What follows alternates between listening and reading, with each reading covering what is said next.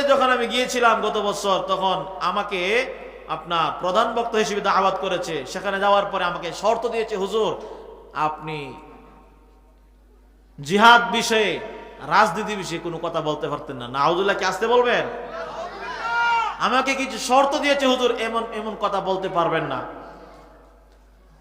এই জালেম থেকে আল্লাহ পাক আমাদেরকে মুক্তি দান করেছেন। কথা বলেন ঠিক কিনা? যেই মাহফিলে বসলে কোরআনের কথা হবে, হাদিসের আলোচনা করা হবে, সেখানে কার পক্ষে গেল কার বিপক্ষে গেল, কে খুশি হলো কে বেজার হলো, কোন সুদখোর খুশি হইলো, কোন মুসল্লি আমাকে হাদিয়া দিল, সেটা দেখার টাইম আমাদের হাতে নাই। কথা বলেন ঠিক কিনা? আমরা হচ্ছে এমন মুসলমান যারা বাতিলের সামনে, বাতিলে কোনো রক্তচক্ষুকে ভয় করি না। কথা বলেন ঠিক কিনা? আমার আপনার নবী রাহমাতুল লিল আলামিন কে আল্লাহ পাক রব্বুল আলামিন যখন দুনিয়ার বুকে পাঠাইলেন, তখন নবীজি কালিমার দাওয়াত শুরু করলেন। কাফেররা নবীজির বিরুদ্ধে লেগে গেল, বলে মুহাম্মদকে রাখা যাবে না, মুহাম্মদকে রাখা যাবে না, মুহাম্মদকে বিদায় করতে হবে, মুহাম্মদকে বিদায় করতে হবে। নাউজুবিল্লাহ, কি বাড়ি কেউ বলবেন? আল্লাহ পাক রব্বুল আলামিন বলেন, আল্লাহু ইয়াসিবুকা মিনান নাস, আমি আল্লাহ তাআলা আমার নবীর 24 ঘন্টা পাহারাদার। সুবহানাল্লাহ, জোরে কোন। আমি আল্লাহ তাআলা আপনাকে হেফাজত করব। মক্কার কাফেররা সমস্ত মুশরিকরা মিলে একটা পরামর্শ করলো, মুহাম্মদকে যে কোনো মূল্যে দমাইতে হবে, দমাইতে হবে। নতুন আমাদের রাজত্ব চলে যাচ্ছে, রাজত্ব চলে যাচ্ছে। আবু জাহেলের মাথা গরম, মাথা গরম, উতবার মাথা গরম, সাইবার মাথা গরম। সমস্ত মুশরিকরা মিলে একটা পরামর্শ কেন্দ্রে বসলো, মুহাম্মদকে 3টা প্রস্তাব দাও, 3টা প্রস্তাব দাও। তখন সকলে মিলে নবীজির চাচা আবু তালেব, নাম কি বলেন? নবীজির চাচা আবু তালেবের কাছে আসলো। ও আবু তালেব, তোমার বাতিজাকে সামলাও। আবু তালেব যখন নবীজির কাছে আসলো, আবু তালেব নবীজিকে লক্ষ্য করে বলেন, ও বাতিজা, তুমি কালিমার দাওয়াত বন্ধ করে দাও। তোমার কি লাগবে? তোমাকে 3টা প্রস্তাব দিচ্ছি, 3টা অফার। 1 নাম্বার হচ্ছে আরবের সবচেয়ে বড় ধনী তোমাকে বানানো হবে। যত টাকা পয়সা, ধন দৌলত, দিনার দিরহাম, যত টাকা পয়সা লাগবে আমরা তোমাকে দিব। মক্কার সমস্ত ধনী ব্যক্তিরা তোমাকে ধনী বানায়া দিবে, তুমি কালিমার দাওয়াত বন্ধ করে দাও। না, নাউজুবিল্লাহ বলতেন না? 1 নাম্বার প্রস্তাব, তোমাকে সবচেয়ে বড় ধনী বানায়া দেওয়া হবে। আমার নবী কি সেই দাওয়াত কবুল করেছেন?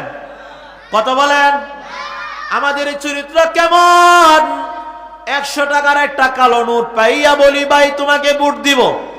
আর যখন রাত্রিবেলায় 500 টাকার একটা নোট ধরায় দেয়, ভাই তুমি আমাকে ভোট দিও, তখন বলি ওই 100 টাকার লোককে আমরা খেলাফ করিয়া ওই 500 টাকার মধ্যে ভোট দিয়ে দেই। কথা বলেন ঠিক কিনা? কথা বলেন। এই 100 টাকার কালো নোট পাইয়া ঈমান কি বিক্রি করে ফেলি। আমার নবী সেই লোভ লালসার জন্য দুনিয়াতে আগমন করেন নাই। দ্বিতীয় নম্বর হচ্ছে, ও বাতিজা মুহাম্মদ, তোমাকে আরবের সবচেয়ে বড় বাদশা বানানো হবে, ক্ষমতার চেয়ার তোমাকে দান করানো হবে গো। তুমি কালিমার দাওয়াত বন্ধ করে দাও। আমার নবীজি কি সেই দাওয়াত কবুল করেছেন? কথা বলেন। কথা কয়টা হচ্ছে বলেন? 2টা। 1 নাম্বার হচ্ছে সবচেয়ে বড় ধনী বানানো হবে, তুমি কালিমার দাওয়াত থেকে ফেরত আসো, ফেরত আসো। 2 নাম্বার হচ্ছে আরবের সবচেয়ে বড় তোমাকে বাদশা বানানো হবে, তোমাকে ক্ষমতার চেয়ার তোমাকে দেওয়া হবে, তুমি কালিমার দাওয়াত বন্ধ করে দাও।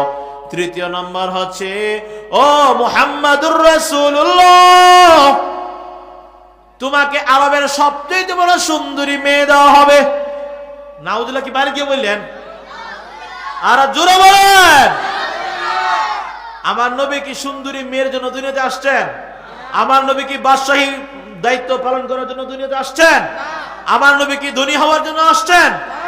আমার নবী এই 3 প্রস্তাবের উত্তরে কি বলেছেন বলবো না, কষ্ট হবে। আমার নবী রাহমাতুল লিল আলামিন ডাক দিয়ে বললেন, ও আমার চাচা আবু তালেব, শুনে রাখেন, আমি মুহাম্মদ শুধু আরবের সবচেয়ে বড় বাদশাহী কেন, আরবের সবচেয়ে বড় সুন্দরী মেয়ে কেন, আরবের সবচেয়ে বড় ধনী কেন? আমার হাতে যদি এক হাতে সূর্য এনে দেন, আর এক হাতে যদি চন্দ্র এনে দেন, আমি মুহাম্মদ হকের কথাই বলবো, হকের কথাই বলতে থাকবো। আর জোরে বলেন না।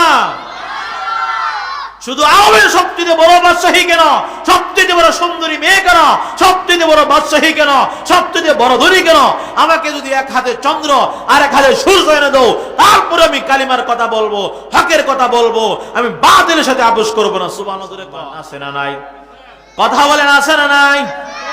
আমার নবীকে আল্লাহ পাক রব্বুল আলামিন কত সম্মান দান করেছেন। কিয়ামতের কঠিন ময়দানে সমস্ত নবীগণ, আদম নবী জান্নাতের গেটে গিয়া বলবেন, ও জান্নাতের দারোয়ান, জান্নাতের গেটটা খুলে দাও। বলে না না, আপনার জন্য জান্নাতের গেট খোলা হবে না। এবার চলে যাবেন পয়গম্বর ইব্রাহিম খলিলুল্লাহ, বলে না না, আপনার জন্য জান্নাতের গেট খোলা হবে না। এবার চলে যাবেন পয়গম্বর মুসা কালিমুল্লাহ, মুসা পয়গম্বর গিয়া বলবেন, ইফতাহিল বাব, ইফতাহিল বাব, জান্নাতের গেটটা খুলে দাও। বলে না, আপনার জন্য জান্নাতের গেট খোলা হবে না। এবার চলে যাবেন পয়গম্বর ঈসা রূহুল্লাহ, ঈসা রূহুল্লাহ গিয়া বলবেন, জান্নাতের গেটটা খুলে দাও।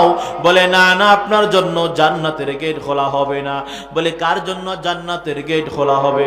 জান্নাতের দারোয়ান ডাক দিয়া বলবেন, এতক্ষণ পর্যন্ত আদম নবীর নাম শুনলাম, এতক্ষণ পর্যন্ত মুসা নবীর নাম শুনলাম, এতক্ষণ পর্যন্ত ইব্রাহিম নবীর নাম শুনলাম, ঈসার নাম শুনলাম, কিন্তু জান্নাতের আজকের প্রধান অতিথি আখির জামানার পয়গম্বর সাইয়্যিদুল মুরসালিন রাহমাতুল লিল আলামিন যতক্ষণ পর্যন্ত জান্নাতের গেট আগমন না করেছেন, ততক্ষণ পর্যন্ত জান্নাতের গেট খোলা হারাম। আর জোরে বলেন না। তাহলে আমার নবীজিকে অনুসরণ করার দরকার আছে না নাই? কেউ রাগ করেন না।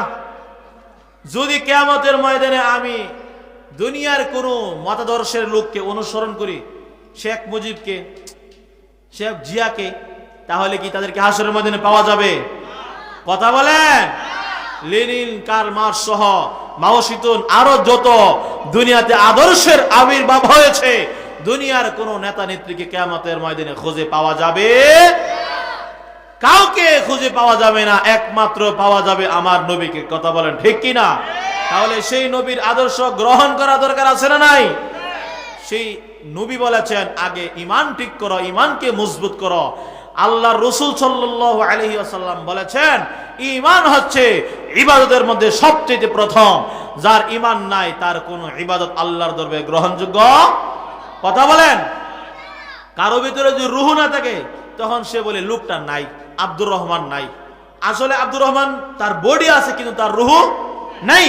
রূহ হচ্ছে ঈমানের মতো। কথা বলেন ঠিক কি না?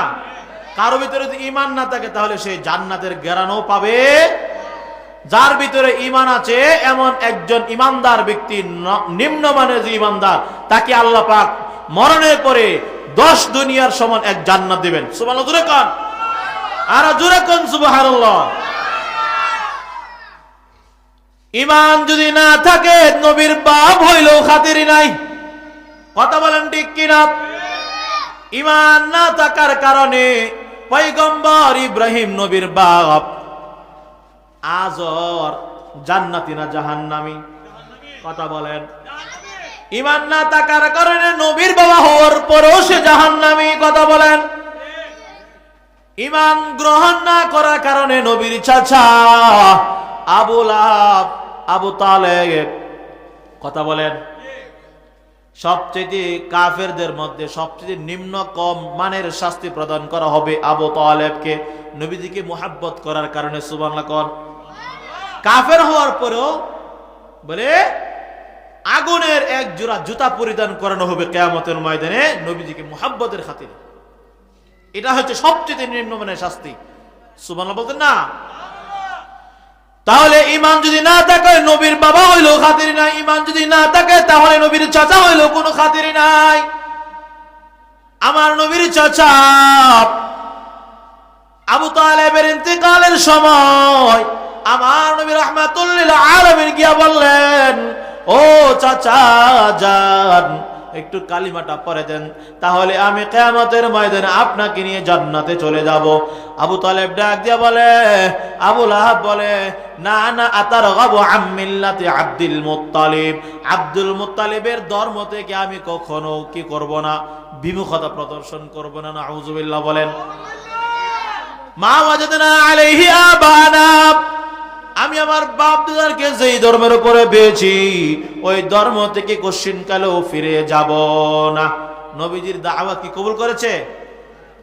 একবার গভীর রজনীতে আমার নবী কালিমার দাওয়াত দিতে চলে গেলেন। আবু জাহেলের বাড়িতে গিয়ে বললেন, ও চাচা যান আমি নবী এসেছি আপনাকে কালিমার দাওয়াতের জন্য। আবু জাহেল বলতেছে, কে গো এত গভীর রজনীতে? নবীজি বললেন, আমি হলাম মুহাম্মাদুর রাসূলুল্লাহ। তখন আবু জাহেল বলতেছে, খায়া বুঝি কাম পাইছো না? এত গভীর রজনীতে তোমার খায়া কোনো কাজ নাই। নাউজুবিল্লাহ কি বলতেন না? কালিমা গ্রহণ করে নাই, কালিমা গ্রহণ করে নাই। নবীর আদর্শ গ্রহণ না করার কারণে আবু জাহেলের বাড়িতে বর্তমান যারা হাজী সাহেব আছেন বলেন, কি কবর জিয়ারত করেন না, বাথরুম 2 নাম্বারটা কইরা আসেন। কথা বলেন।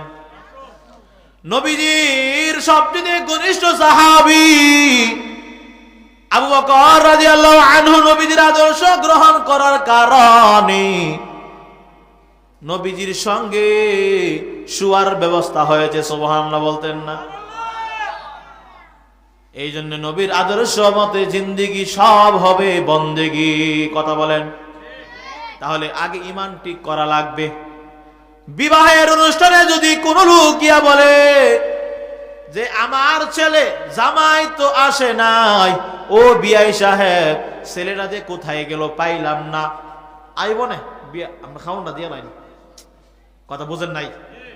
বিবাহের অনুষ্ঠানে যদি ছেলের বাবা গিয়া বলে, ও বিআই সাহেব ফুলাটা কোথায় গেল পাইলাম না, খাওন না দিয়া লাইন, খাওন দিবনি? কথা বলেন। বিবাহের অনুষ্ঠানে প্রধান মেহমান হচ্ছে জামাই। কথা বলেন। কে? জামাই যদি না যায়, জামাইয়ের বাপ গেল খাওন নাই। কথা বলেন ঠিক কিনা? ঠিক তদ্রুপ ভাবে আল্লাহ পাক রব্বুল আলামিন এই গোটা বিশ্ব জগতের মধ্যে কাফের বেঈমান মুশরিকদেরকে মুমিনদেরকে খানা খাওয়াচ্ছেন। আল্লাহ তাআলা কিয়ামত দিচ্ছেন না একমাত্র ঈমানদারের উসিলায়। সুবহানাল্লাহ বলতেন না? আল্লাহ নবী রাহমাতুল লিল আলামিন ঘোষণা দিয়া বলেন, লা তাকুমু সাআতু হাত্তা ইউকালা ফিল আরদি আল্লাহু আল্লাহ। আল্লাহ তাআলা কিয়ামত দিবেন না, কিয়ামত দিবেন না যতক্ষণ পর্যন্ত একজন ঈমানদার আছে গো। একজন ঈমানদার থাকা অবস্থায় আল্লাহ তাআলা দুনিয়াকে ধ্বংস করবেন না। সুবহানাল্লাহ বলতেন না? যখন ঈমানদার থাকবে না তো দুনিয়াকে আল্লাহ পাক রাখবেন না। তাহলে ঈমানদারের মূল্য আছে না নাই? কথা বলেন।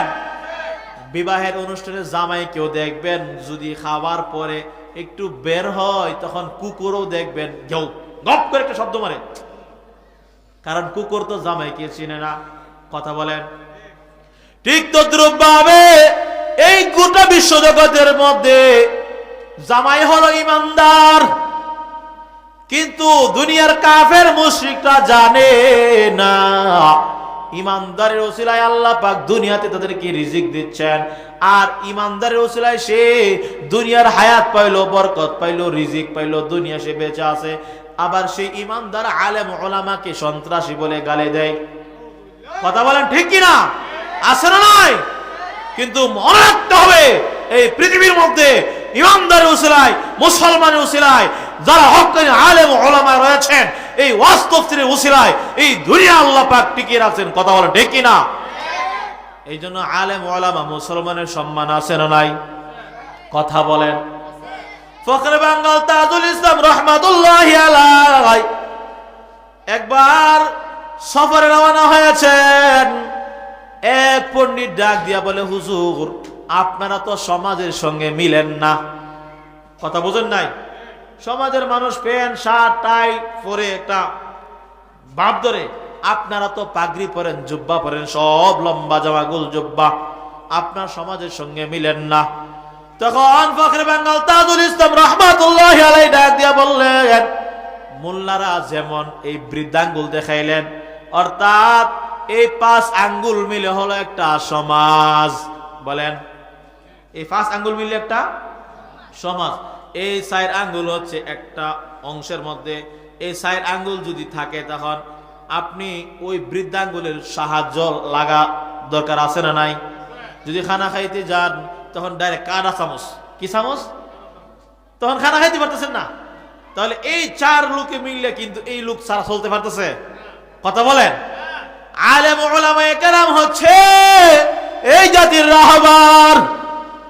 ও মুসলমান ইমানদার, ফখরে বাঙ্গাল তাজুল ইসলাম রাহমাতুল্লাহি আলাইহি ডাক দিয়া বললেন, ও ইহুদি পণ্ডিত শুনো, এই তোমরা যারা আছো, এই বৃদ্ধাঙ্গুল যারা তোমরা চলা অচল হয়ে যায়, ঠিক তদ্রুপভাবে এই গোটা বিশ্বজগতের মধ্যে আলেম না থাকে গো, তাহলে দুনিয়ার মধ্যে শয়তান জানোয়ার পাগল ছাগল পয়দা হবে, একটা মানুষের বাচ্চা থাকবে না। কথা বলেন ঠিক কিনা?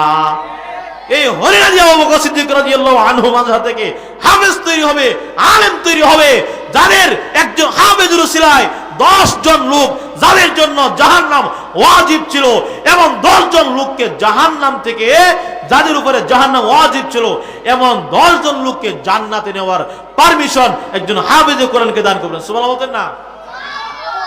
আর যে আলেম হয়, তখন হাজার হাজার 70 জন, কারো কারো ব্যাপারে বলা হবে হাজার হাজার লোককে সে সুপারিশ করে কিয়ামতের মধ্যে জান্নাতে নিয়ে দেবে। সুবহানাল্লাহ জোরে কোন। তাহলে আলেম উলামায়ে কেরামকে মুহাব্বত করা দরকার আছে না নাই? মুসলমানের সম্মান আছে না নাই?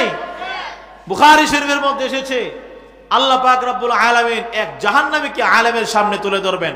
ওই জাহান্নামীকে ফেরেশতারা টেনে জাহান্নামে নিয়ে যাচ্ছে। ঘটনা বলবো না, কষ্ট হবে আপনাদের। আল্লাহ পাক রব্বুল আলামিনের কুদরতি কারিশমা বোঝা বড় কঠিন। এক ব্যক্তির ফয়সালা হয়ে গেল, সে জাহান্নামী। জাহান্নামে ফেরেশতারা তাকে জাহান্নামে নিয়ে যাচ্ছে। এমন সময় আলেম তাকায় দেখতেছি, আমার এক বন্ধু, আমার এক সাথী, যে আমাকে ওযুর পানি দিয়েছিল, বড় বিপদের সময় আমাকে 1 গ্লাস পানি দান করেছিল গো, এমন লোক জাহান্নামে চলে যাচ্ছে। তখন আল্লাহর কাছে ওই আলেম ডাক দিয়ে বলবে, ও গো আল্লাহ, বড় বিপদের সময় আমাকে 1 বদনা পানি দিয়েছিল গো, আমাকে একটু পানি দিয়ে সে সাহায্য করেছিল, আমাকে তুমি আল্লাহ জান্নাতের টিকে দিয়েছ। এখন আমি তোমার কাছে দরখাস্ত করতেছি, আমার ওই লোকটা আমার বড় বিপদের সময় সাহায্য করেছিল, আজকে সব বিপদে পড়ে আছে। ওগো রব্বুল আলামিন আল্লাহ, তুমি কি পারো না তোমার ওই বান্দাকে জান্নাতে আমার সঙ্গে দিতে? আমার আল্লাহ তাআলা ডাক দিয়া বলবেন, ও আলেম, তোমার সামনে এই জন্যই তাকে পেশ করেছিলাম, তুমি তার জন্য দরখাস্ত পেশ করার জন্য। আমি আল্লাহ তাআলা এমন কৃপণ নই, তোমার টিকিট আমি আল্লাহ ক্যান্সেল করব। ও বান্দা, তোমাকে ওই জাহান্নামী গুনাহগার সহ ওই বান্দাকে মাফ করে তুমি আলেমের সঙ্গে তাকে ও জান্নাতি বানায়া দিলাম। সুবহানাল্লাহ হইছে না? সুহবতে সালেহ তুরা সালেহ কুনাত, সুহবতে তালেহ তুরা তালেহ কুনা, দেখো জমানা সুহবতে বা আউলিয়া বেহতর আজ 100 সালে তাআত বেরিয়া। তাহলে আলেম উলামায়ে কেরামকে মুহাব্বত করা দরকার আছে না নাই? কথা বলেন। আজকে দেখা যায় একজন লোক বলে, হুজুর জান্নাতে গেলে আপনাদের আগে জান্নাতে চলে যাব। কথা বলেন, আছে না নাই? নামাজ নাই, রোজা নাই, দাড়ি নাই, টুপি নাই। আল্লাহ নবী ডাক দিয়ে বলেন, তোমার ভিতরে ঈমান আছে না নাই? তোমার ভিতরে ঈমানের থার্মোমিটার, ঈমানের মাপকাঠি তোমাকে আমি নবী দিচ্ছি, শুনো। ইদা সাররাতকা হাসানাতুকা ওয়া ইদা সাআতকা সাইয়্যাতুকা ফাআনতা মুমিন। তোমার ভিতরে যদি নেক আমল ভালো লাগে, তাহলে তুমি মনে করবা তোমার ঈমান আছে। সুবহানাল্লাহ, জোরে বলেন ঠিক কি না? ইমানদার যদি তোমার ভিতরে নেক আমল, নামাজ পড়া, রোজা রাখা, ওয়াজ তাফসীর শোনা, তোমার মধ্যে যদি হালাল তরিকায় চলা, পর্দা তরিকার মধ্যে চলা তোমার কাছে ভালো লাগে গো, তাহলে তুমি মনে করবা তোমার ঈমান তাজা আছে। আর যদি তোমার কাছে গান বাজনা বড় মজা লাগে, বেডা বেডি নাইস বড় মজা লাগে, তাহলে মনে করবা তোমার ঈমান পচে গেছে। কথা বলেন ঠিক কি না? তাহলে ঈমানকে মজবুত করা লাগবে। ঈমান কাকে বলা হয়? না দেখে বিশ্বাস করা না ঈমান। বলে দেখে বিশ্বাস করা না ঈমান, না না দেখা বিষয়ের প্রতি বিশ্বাস করা না ঈমান। গায়েবের প্রতি, অর্থাৎ মরণের পরে আমাদের জান্নাত আছে না নাই? আমরা এমন বক্তা না যে কানো ধরে চোখ বন্ধ করে বলে যাবো, আর ফজর ওয়াক্ত জিজ্ঞাসা করলে হুজুর কি ওয়াজ করছে কুইতারি না, বুঝেন নাই? এক লোককে জিজ্ঞাসা করছে, ভাই আছে কি ওয়াজ শুনছেন, কুইতারি না। তাহলে এই জাতের ওয়াজের কোন মূল্য আছে? কিছু ওয়াজ মুখস্থ রাখতে হবে। কথা বলেন। ইউসুফ জুলাইখার কাহিনী সারা রাত বললাম, আর কিছু শুনলেন না, বুঝলেন না, তাহলে হলো না। এখান থেকে কিছু জানার, মানার, শেখার দরকার আছে না নাই? আচ্ছা বলেন, মরণের পরে জান্নাত আছে না নাই? মরণের পরে জাহান্নাম আছে না নাই? আরশ, লৌহ, কুরসি, কলম আছে না নাই? মিজান, ফুলসিরাত আছে না নাই? তাহলে এগুলা কি আমরা দেখছি না কি দেখি নাই? তাহলে আল্লাহ পাক বলেন, আল্লাযীনা ইউমিনুনা বিল গায়ব, যারা না দেখা গায়েবের প্রতি ঈমান রাখে গো, তারাই হচ্ছে সত্যিকারের ঈমানদার। একটা ঘটনা বলবো না, কষ্ট হবে আপনাদের? কি বলবো না, কষ্ট হবে? ইমাম আবু হানিফা রাহমাতুল্লাহি আলাইহি জামানায় একদল নাস্তিক বলে আল্লাহ নাই, আল্লাহ নাই, আল্লাহ বলতে কিচ্ছু নাই। নাউযুবিল্লাহ, আরো আসতে বলেন। Dear God is not, আল্লাহ বলতে কিচ্ছু নাই, আল্লাহ বলতে কিচ্ছু নাই, সব এমনি এমনি ন্যাচারালি প্রাকৃতিক হয়েছে। ইমাম আবু হানিফা বললেন আল্লাহ আছে, অবশ্যই আল্লাহ আছে। নাস্তিকরা বলল তাহলে তোমাদের সঙ্গে আমাদের বহস হবে। বহসের দিন তারিখ নির্ধারণ করা হলো। আজকে কত তারিখ? বলেন 13 তারিখ। আগামী 15 তারিখ তোমাদের সঙ্গে, 2 দিন পরে তোমাদের সঙ্গে আমার বহস হবে, মোনাজারা হবে। আমি বলবো আল্লাহ আছে, দলিল দিব, তোমরা বলবা আল্লাহ নাই, তোমাদেরও দলিল লাগবে। তখন আবু হানিফা রাহমাতুল্লাহি আলাইহি 15 তারিখ সকাল 10টার সময় হাজির। সকল নাস্তিকরা যারা আল্লাহ নাই এর প্রবক্তা, তারা সকলে হাজির হয়ে গেল। আবু হানিফা রাহমাতুল্লাহি আলাইহি 10টার সময় কথা ছিল, 10টা বেজে গেল, 11টা বেজে গেল গো, 12টাও বেজে গেল, আসলেন না, বিলম্ব করে আসলেন। নাস্তিকরা বলতেছে মোল্লা মনে ফেল, মোল্লা মনে কি নয়, বহস করতে রাজি নয়, ইল্লিগে মনে পিছিয়ে গেছে, পরাজিত হয়ে পলায়ন করছে, আর মনে হয় আসবেন না। 3 ঘন্টা পর আবু হানিফা রাহমাতুল্লাহি আলাইহি আসলেন। তখন নাস্তিকরা বলতেছে, ওগো আবু হানিফা, তুমি তো বলেছিলা 10টার সময় আসবা, তুমি কেন লেট করলা? আবু হানিফা রাহমাতুল্লাহি আলাইহি বললেন, আমি যদি তোমাদের কাছে উপযুক্ত প্রমাণ দেই, উপযুক্ত কারণ দর্শাই, তাহলে কি তোমরা মেনে নিবে? অবশ্যই মানব। আবু হানিফা রাহমাতুল্লাহি আলাইহি বললেন, আমার আসতে দেরি হওয়ার কারণ হলো আমার বাড়ি থেকে তোমাদের মজলিসে আসা পর্যন্ত একটা বিশাল নদী পড়ে গেল। কি বলেন? নদী পড়ছে। এখন নদী পার হবো কিভাবে? লঞ্চ, স্টিমার, নৌকা দরকার আছে না নাই? আবু হানিফা রাহমাতুল্লাহি আলাইহি বললেন, আমি তাকায় দেখলাম হঠাৎ করে একটা গাছ পড়ে গেল, নিজের থেকে নিজে তক্তা হয়ে গেল, আবার নৌকাও হয়ে গেল, জোড়া লেগে গেল, আবার মাঝি আবাকে নিয়ে আসলো। তখন নাস্তিকরা বলতেছে, গাঞ্জা খাইছেন আপনি? গাঞ্জা খাওয়ার অভ্যাস আছে?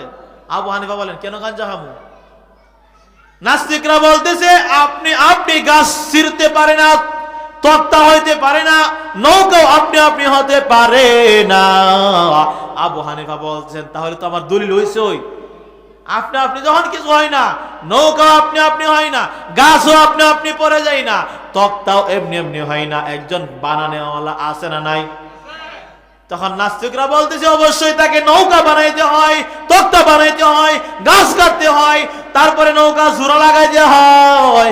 আবু হানিফা বলেন, ও নাস্তিকের বাচ্চারা, এই আসমান, এই জমিন, এই গ্রহ নক্ষত্র যা কিছু দেখতে পাইতেছো, এগুলা এমনি এমনি হয় নাই, প্রাকৃতিক ন্যাচারালি ভাবে হয় না, হয় এইগুলার একজন বানানেওয়ালা আছেন, আর ওই বানানেওয়ালাই হচ্ছেন আমার আল্লাহ। আর জোরে বলেন। তাহলে ঈমান হচ্ছে রূহের মর্যাদা, অর্থাৎ রূহ আছে দেখানো যায় না। ঈমান না দেখা বিষয়ের প্রতি ঈমান বিশ্বাস রাখতে হবে। একজন মাস্টার সাহেব পড়াইতেছেন ছাত্রদেরকে, বলেন কে? মাস্টার সাহেব ছাত্রদেরকে পড়াইতেছেন, যা কিছু দেখা যায় না, ছোঁয়া যায় না, স্পর্শ করা যায় না, তাকে বিশ্বাস করা যায় না। সুতরাং আল্লাহকে দেখি না, স্পর্শ করি না, আল্লাহ নাই, আল্লাহ নাই। নাউজুবিল্লাহ কি বাড়িতে বলবে? কিভাবে ছাত্রদেরকে নাস্তিক বানাইতেছে? আল্লাহ নাই। তখন একটা ছাত্র ছিল পণ্ডিত, বলেন কি? কিছু সবাইকে বেয়াদব, বোকা, গাধা, কিছু তো কি আছে, ভালো আছে।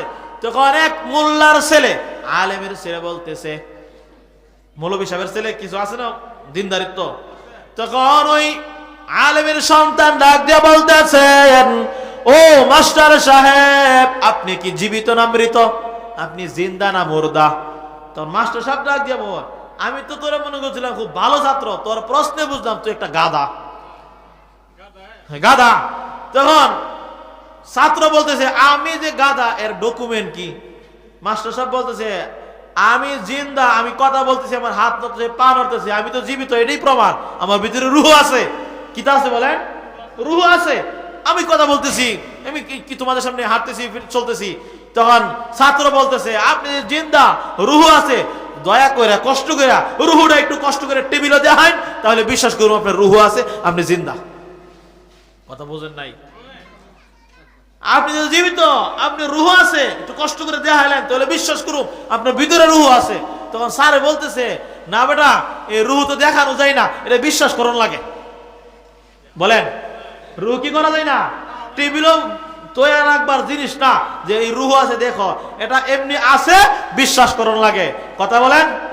ওই ছাত্র বলতেছে, ঠিক তদ্রুপ ভাবে আপনি জীবিত, আপনি প্রমাণ দিচ্ছেন রূহ আছে ভিতরে, দেখাইতে পারেন না, ঠিক তদ্রুপ ভাবে আসমানে আল্লাহ, জমিনে আল্লাহ, আমার আপনার আগ্রার হাজার মাখলুকাতের কুল কায়নার ভিতরে আল্লাহ তাআলা আছেন। আল্লাহ একজন আছেন, দেখা যায় না, বিশ্বাস করা লাগে। কথা বলেন ঠিক কিনা? আর জোরে বলেন ঠিক কিনা? এই জন্য এমন মুসলমানের আওয়াজ দিতে হবে যে আওয়াজের কারণে সমস্ত বাতিল তাসলিমার নাসরিনের পতন হয়েছে। সেই তাসলিমা বলেছিল, আল্লাহ বড় জালিম। নাউজুবিল্লাহ কে আসতে বলবে? সে এই কথা বলার পরে আর থাকতে পারে নাই, বুরকা পর্দার বিরুদ্ধে বলেছে, সে নিজেই বুরকার তলে পেঁচাইয়া বাংলাদেশ জমিন ছেড়ে ভারতে চলে গেছে। কথা বলেন। তাহলে কোরআনের বিরুদ্ধে যারা যাইবে, হাদিসের বিরুদ্ধে, মাদ্রাসার বিরুদ্ধে, মসজিদের বিরুদ্ধে যারা যাইবে, এই বাংলার জমিনে তাদের কোনো জায়গা দেওয়া হবে। হ্যাঁ, এদেশের মধ্যে 92% মুসলমান, এই মুসলমানরা কোনোদিন ভারত থেকে বিষা নিয়ে বাড়াটিয়ে থাকে না।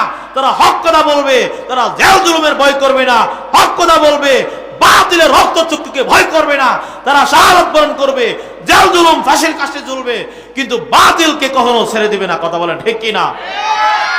আমাদের আল্লামা মামুনুল হক ভাস্কর্য বিরোধী আন্দোলন করেছিলেন। আল্লাহ বলেন, তোমরা শিরিক করবে না, তোমরা মূর্তি পূজা করবে না, ভাস্কর্য বানাইবে না। কিন্তু সে হক কথা বলার কারণে দেখা গেল তিনি ক্ষিপ্ত হয়ে 3 বছর তিনি জেল খাটলেন। কিন্তু জেল থেকে বের হওয়ার পরে সেই জালেমের পতন হয়ে গেল। আর বাংলার তৌহিদি মুসলমানেরা, বাংলার যত ছাত্র আন্দোলনের যত যুব সমাজ রয়েছে, তারা এই ভাস্কর্যকে ভেঙ্গে মাটির তলে দাবিয়ে দিচ্ছে। কথা বলেন ঠিক কিনা? সেই পাপের কারণে তোমার গজব লাগে। আর জোরে বলেন ঠিক কিনা? এই জন্য আমরা হকের পক্ষে থাকতে রাজি আছি না নাই? কথা বলেন আছি না নাই?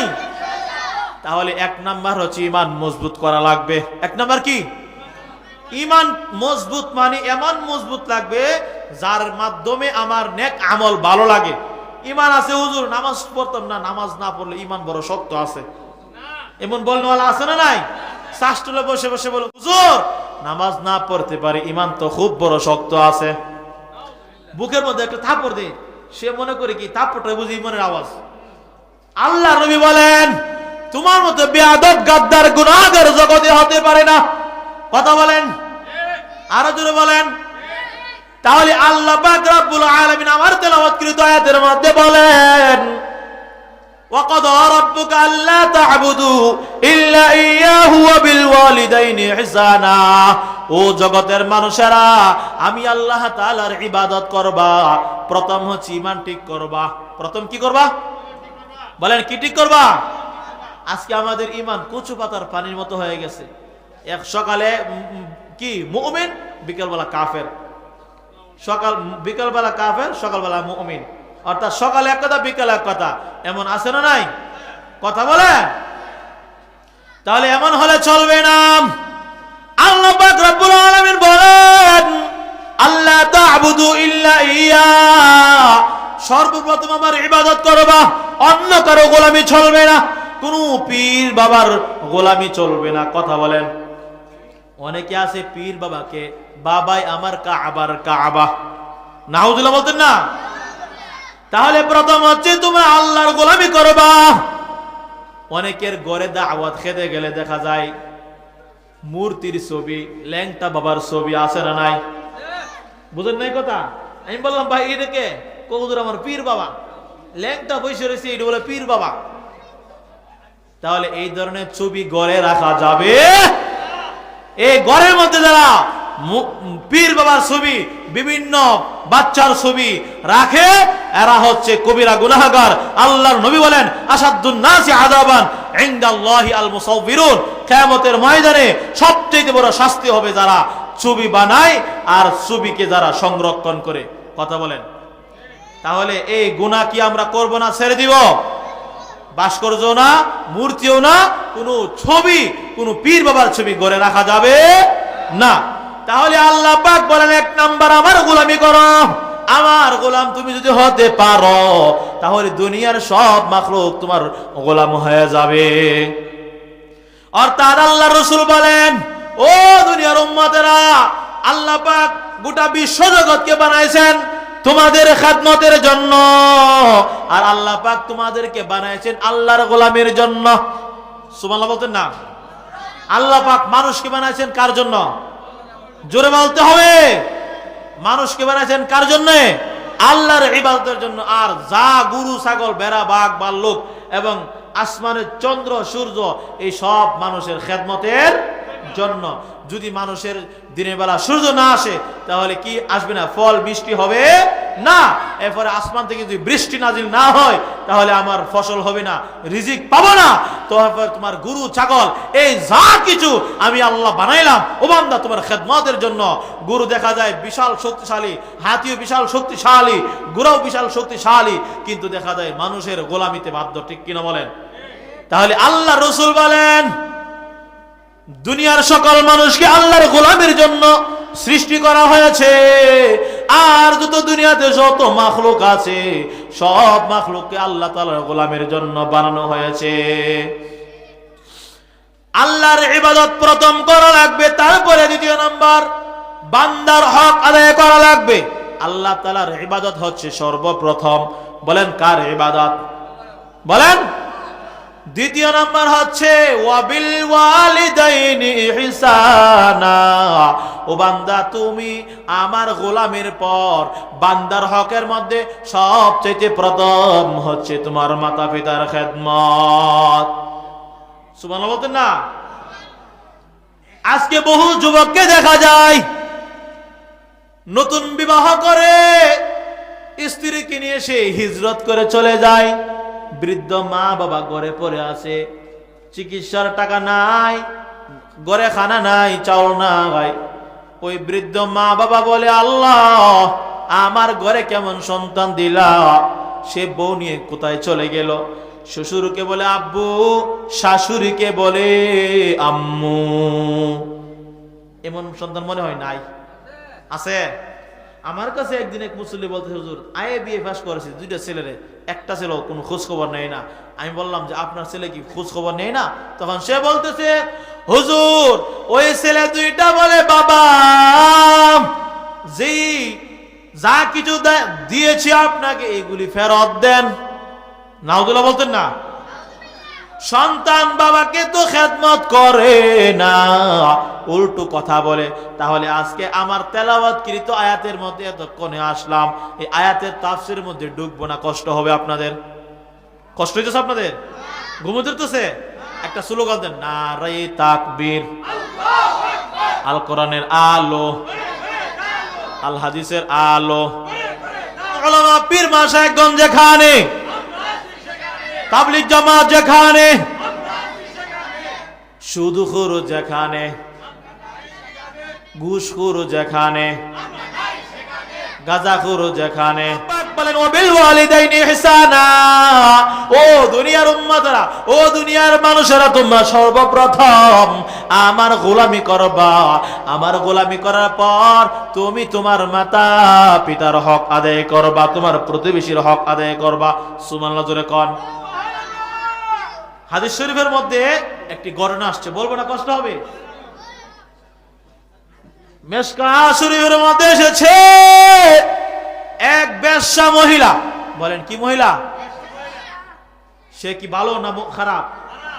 এই বেশ্যা মহিলা রাস্তা দিয়ে হাঁটতেছেন, একটা কুকুর পানির পিপাসায় বড় কাতর, সে পানির জন্য হাউমাউ করতেছে। ওই বেশ্যা মহিলা তার উড়না দিয়া ওই কূপের ভিতর থেকে, কুয়ার ভিতর থেকে ওই কুকুরকে পানি পান করাইলো। আল্লাহর নবী বলেন, যদি ওই মহিলা বেশ্যা নারী, তারপরেও সে কুকুরকে পানি পান করানোর বদৌলতে জান্নাতি। আরো জোরে বলেন না? আর একজন মহিলা কথা হাদিস শরীফের মধ্যে এসেছে, ওই মহিলা বড় নামাজি, পরহেজগার, রোজাদার, পর্দাশীল নারী, তারপরেও সে আজকে জাহান্নামী। কেন কেন?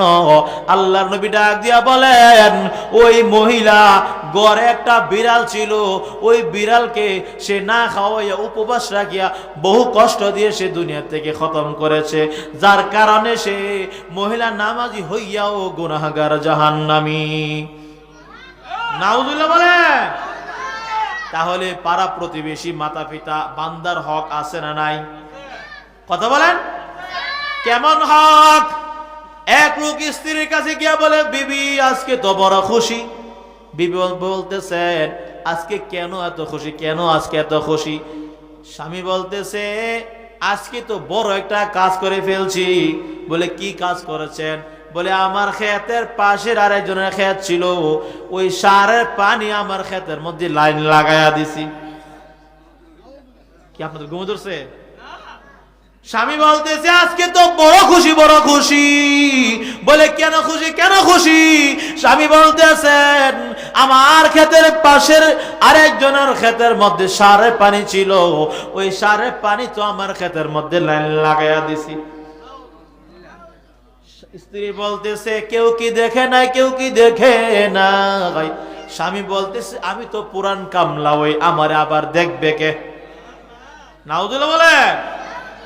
কানা ধরে তওবা করেন, কানা ধরে তওবা করেন গো স্বামী। না খেয়ে উপবাস থাকবো, কিন্তু হারাম খাবো না, হারাম খাবো না। কথা বলেন। তাহলে আল্লাহকে ভয় করা লাগবে। কথা বলেন, কাকে ভয় করতে হবে? যেটা কেউ দেখেন না সেটা দেখেন কে? যেটা কেউ শুনেন না সেটা শুনেন কে? ওয়াহুয়া মাআকুম আইনামা কুনতুম। ও বান্দা, তুমি আসমানে থাকো, জমিনে থাকো, তুমি গাছতলায় থাকো, মাটির নিচে থাকো, তুমি যেখানে থাকো না কেন, আমি আল্লাহ তাআলা তোমাকে দেখতেছি। ও বান্দা, তুমি যেখানে যাও না কেন, আমি আল্লাহ তাআলা ধরা থেকে তুমি রক্ষা পাইবা না। সুবহানাল্লাহ বলতেন না? এক পীর সাহেব এই মুরিদদেরকে একটা মুরগা দিল। মুরগা তো চিনেন? মোরগ দিয়া বলছেন, এটা জবাই করো এমন জায়গায় যেখানে কেউ দেখবে না, কেউ দেখবে না।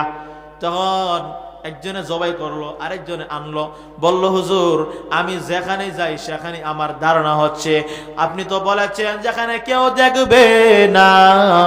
আমি তাকায়া দেখলাম আসমানের নিচে জমিনের উপরে এমন কোন জায়গা পাই নাই যেখানে আল্লাহ তাআলা দেখতে পাইতেছেন না। তাহলে পীর সাহেব বললেন, হ্যাঁ তোমার ভিতরে তাকওয়াটা এসে গেল। হ্যাঁ তোমার ভিতরে যখন এই তাকওয়া আসলো, এটার নাম হচ্ছে তাকওয়া, এটার নাম হচ্ছে খোদাভীতি, এটার নাম হচ্ছে আল্লাহর ভয়। কথা বলেন ঠিক কিনা? এই গুনাহ থেকে ঈমানকে পবিত্র করা লাগবে।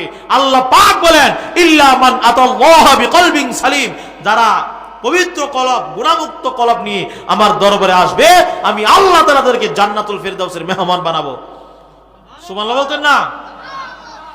এই জন্য আল্লাহ নবী রাহমাতুল লিল আলামিন ঘোষণা দিয়া বলেন আলা ইন্না ফিল জাসাদি লামুদগাহ ইযা সালুহাত সালুহাল জাসাদু কুল্লু ওয়া ইযা ফাসাদাত ফাসাদাল জাসাদু কুল্লু আলা ওয়া হিয়াল কলব। ও দুনিয়ার উম্মতেরা, প্রত্যেকটা মানুষের ভিতরে একটা গোশতের টুকরা আছে। ওই গোশতের টুকরা যদি ভালো থাকে গো, তাহলে পুরাটা বডি ভালো থাকে। আর যে গোশতের টুকরা নষ্ট হয়ে যায় তখন পুরাটা বডি নষ্ট হয়ে যায়। আল্লাহর নবী বলেন ওই গোশতের টুকরার নাম হচ্ছে কলব বা অন্তর। ঠিক কিনা বলেন? তাহলে এই কলবকে গুনাহমুক্ত করতে হবে। এই কলবের ভিতরে যত ধরনের বদ খাসলত আছে, হিংসা, বিদ্বেষ, অহংকার, সবকিছু থেকে মুক্ত করে যখন আমার কলবকে পুত পবিত্র করব, তখন হচ্ছে কলবে সালিম। আর এই কলবে সালামের অধিকারী যারা হবে তাদের জন্যই জান্নাতের ফায়সালা। সুবহানাল্লাহ জোরে কোন। তাহলে আমি আজকে আলোচনা শুরু করতেছিলাম, এক প্রকার প্রথম ভাগ হবে মাতা পিতা এর উপরে সন্তানের কি কি হক, বলেন সন্তান কি কি করা লাগবে মাতা পিতার খেদমতের ব্যাপারে, এটা হচ্ছে প্রথম পাঠ। দ্বিতীয় পাঠ হবে মাতা পিতারও কিছু কর্তব্য আছে না নাই? কি শুধু সন্তানই মাতা পিতার খেদমত করবে, নাকি মাতা পিতারও কিছু দায়িত্ব কর্তব্য আছে না নাই? মাতা পিতা তার সন্তান কি কি দায়িত্ব কর্তব্য, তিনটা দায়িত্ব কর্তব্য আছে। আর সন্তানও তার পিতা মাতার খেদমত করা লাগবে, সেবা করা লাগবে। না থাকলে পিতার কবরস্থানে দ্বারা কি করা লাগবে? কবর জিয়ারত করা লাগবে। তাহলে এই আলোচনা এখানে রাখলাম। হুজুর চলে আসছেন, আমার পরিচিত মনে আমার বন্ধুবর মাওলানা সাইদুল ইসলাম আশরাফি সাহেব, মাশাআল্লাহ বলেন।